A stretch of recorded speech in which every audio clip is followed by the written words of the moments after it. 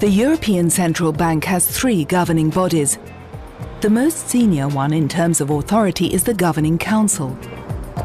It's made up of all the members of the Executive Board, as well as the governors of the national central banks of the euro area.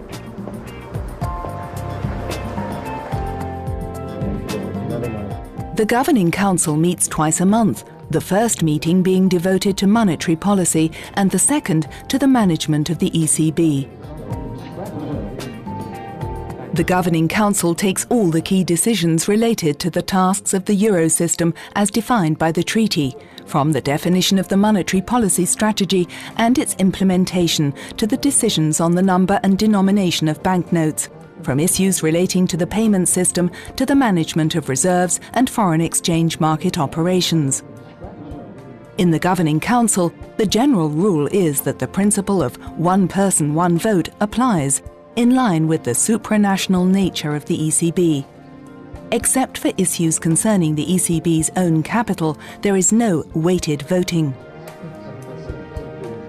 In the event that the Governing Council's opinion is equally divided, the President has the casting vote.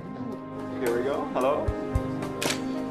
The members of the Governing Council represent the euro area as a whole, not the interest of their own countries.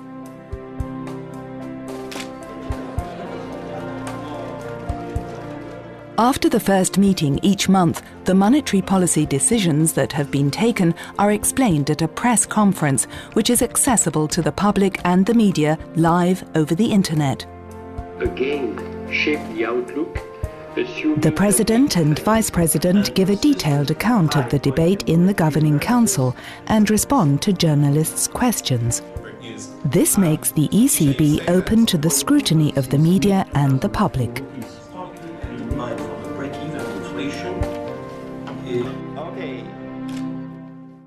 Another of the ECB's governing bodies is the General Council.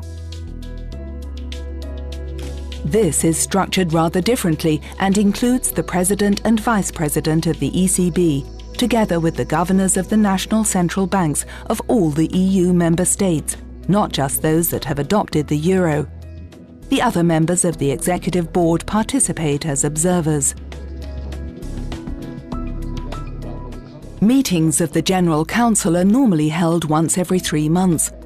This body has an advisory role and debates matters of interest to the euro area countries and the EU as a whole, such as the progress of some of its members towards economic convergence with the euro area.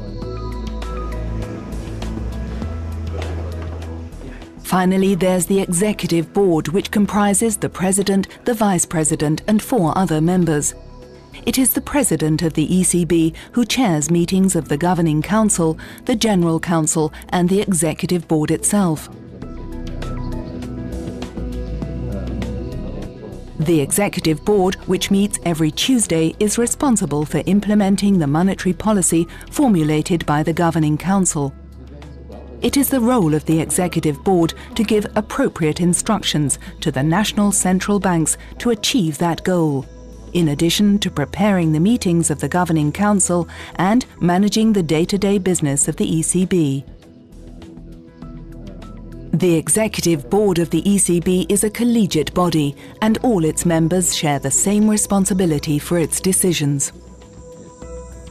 The European Central Bank is the center of the euro system, which is made up of the European Central Bank and the national central banks of the euro area.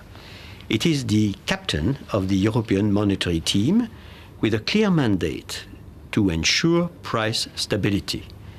In the performance of our tasks to the service of Europe, we strive for the highest possible levels of competence and integrity, of effectiveness and efficiency, and of transparency and team spirit.